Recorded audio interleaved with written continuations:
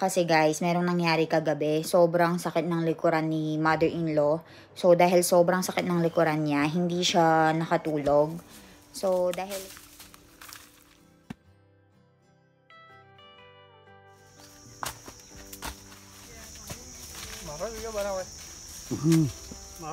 Merchant.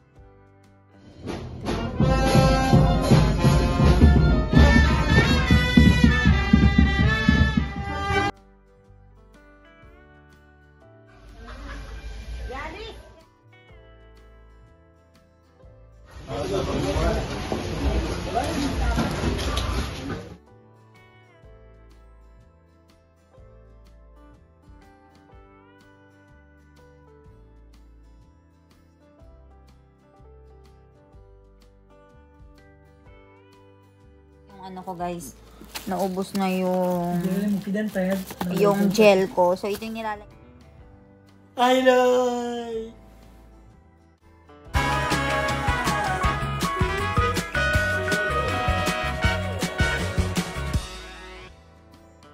Hi everyone, good morning. So, wala ngayon sina mommy and papa kasi pumunta sila ng Warodra. Kasi guys, merong nangyari kagabi. Sobrang sakit ng likuran ni mother-in-law. So, dahil sobrang sakit ng likuran niya, hindi siya nakatulog. So, dahil wala ding trabaho si Milan ngayon, ang sabi niya is, maiiwanan na lang daw kami dito sa bahay. And, aalis nga daw si mother-in-law and father-in-law ngayon para nga magpa-check up. Kaninang umaga, umalis na nga sila and nagluto na nga rin siya ng pagkain namin. So, ayun. Pero umalis din si Milan ngayon guys, meron siyang ginawa. Pero babalik din siya maya-maya. And tignan natin kung masasama nila si Jano sa pagbalik dito sa bahay kasi absentan daw yata siya, i-absent na lang para makauwi din siya dito sa bahay since meron sasakyan and sobrang init. So, ayaw namin na nagbabas siya. So, isasama na lang daw namin siya sa pag-uwi. Sobrang dami din kaganapan dito sa bahay guys. And meron nga nakapagtanong kasi araw-araw lang nila ako nakikita dito sa bahay. And naku-curious sila kung hindi daw ba ako naboboard dito. Obviously guys, naboboard po ako kasi maghapon lang ako dito sa bahay and madalang lang talaga akong umalis. Depende na lang kung merong mga trabaho, kung meron akong kailangang importanteng puntahan na kailangan talaga ako doon for my signature, for interview, for my visa, ganun. Pero otherwise, hindi ako maalis dito sa bahay. Maghapon lang ako nakahiga doon sa kama ko, nagsa-cellphone, tapos nag-iisip ng content. Minsan, nakikipagkwentuhan kay mother-in-law, pero kapag dumarating dito si Jano, talagang nagugustuhan ko. Kaya as much as possible, mula sa eskwelahan, sinasama nila si Jano dito sa bahay para nga meron akong makasama. Pero 3 months na lang naman yung paghihirap and then manganganak na ako. So, konti na lang na oras ang titiisin natin. Pero nakaka-bored talaga dito sa dito sa India. Especially kung hindi ka makalabas-labas. Last year kasi, sa last 2 years na pagstay ko dito sa India, diba napapansin nyo, lagi kaming lumalabas, nag-shoot ng mga videos. Pero this time kakaiba kasi nga naka-bedrest ako and sa bahay lang, hindi ako pwedeng umalis. So, dito ko naramdaman yung boredness. Buti na lang talaga, meron kaming kasamang bata dito, yung kabilang bahay namin. Lagi silang pumupunta dito sa bahay namin kasi madalas naka-aircon kasi dito sa bahay namin and mainit dun sa bahay nila. So, dahil mainit dun sa bahay nila, yung bata, mas komportable siya dito sa bahay namin and nilalaro namin siya. So, kapag nandito yung bata, time pass talaga. Sobrang saya namin kapag nandito yung bata. So, excited na rin si mommy kapag inaaligaan niya ngayon, naisip na niya yung apo niya. So, ayun. Walang masyadong ganap ngayon. Balitaan ko na lang kayo kapag nandito na si Milan and kung ano yung mga mangyayari sa rest of the day.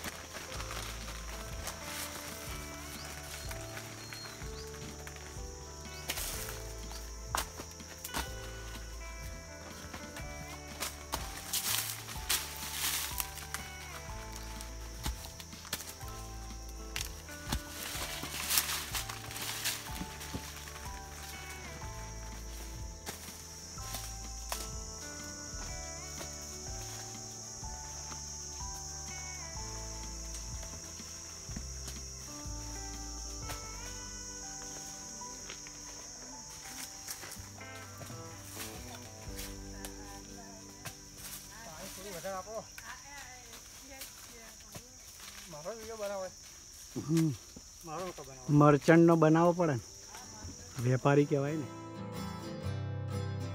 Today guys, pesta namin sa Pilipinas and isa nga yun sa mga pinaka nami-miss ko talaga kasi tuwing piyesta napakadaming mga bisita, napakadaming mga tao and napakadami talaga nilang niluluto. So nagluto daw ng napakarami yung mother ko and sobrang dami na nga rin daw na bisita. Tapos magpapakain din nga kami ng mga musiko. So sinabihan ko yung mga kapatid ko na mag-video nga para naman kahit papaano is makita ko, 'di ba? So ayun, pumunta nga din daw yung mga yung mga kamag-anak, yung mga kaibigan, yung mga suki sa tindahan, and sobrang dami pang iba. So hindi ko lang mapapakita sa inyo yung handa, guys.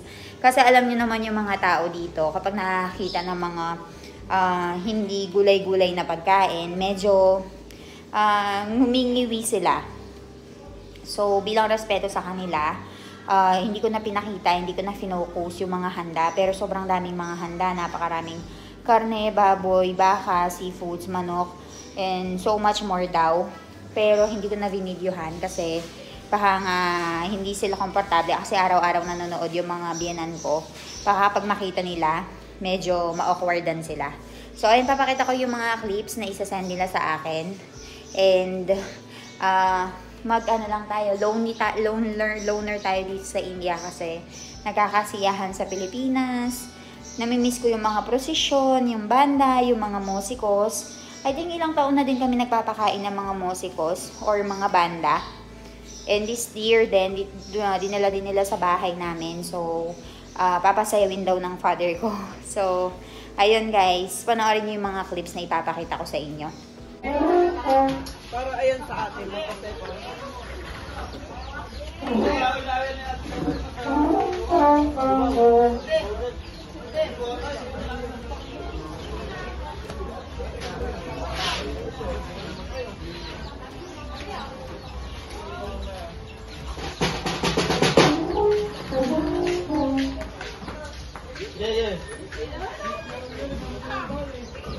Bilang na. Kami may pagkado kayo, okay. Kaya bibilang ha. Tapos bibilang kami lagi. Ano?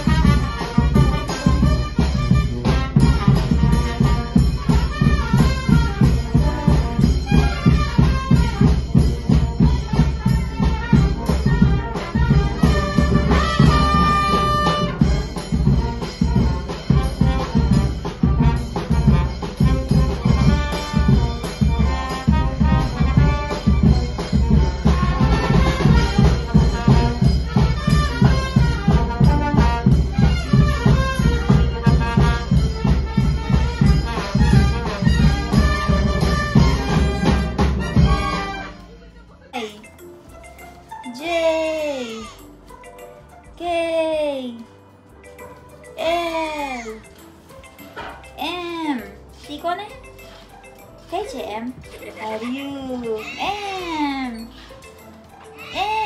Sabi ko sa kanila, hindi sila pupunta dito sa bahay nang walang password. Lawa, password huche? Oh, Janoven! લોક ખોલવા ઘરનું બાયણું ખોલવાનો password Ah. આ પાસવર્ડ વગર લોક ના So, galing sila sa Barodra. Kewu, che? Bus Saras, che? Janoven? Dr. Janoven. Doctor of Pharmacy. So, ayan guys, binila nila ako nitong Rich Glow kasi sobra. Baukan juarawas, baukan juaretle. So, naubos na yung ano ko guys. Naubos na yung gel ko. So, ito yung nilalagay ko sa katawan ko para sa ano, ang tawag doon? Skin repair. So, ito siya. Chaku kay. Ay, Roy. Kay. Ay, Roy. Kay.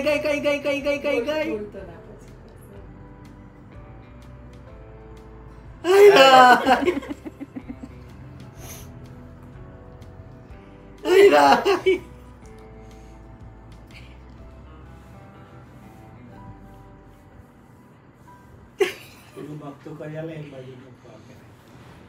Ay, Roy.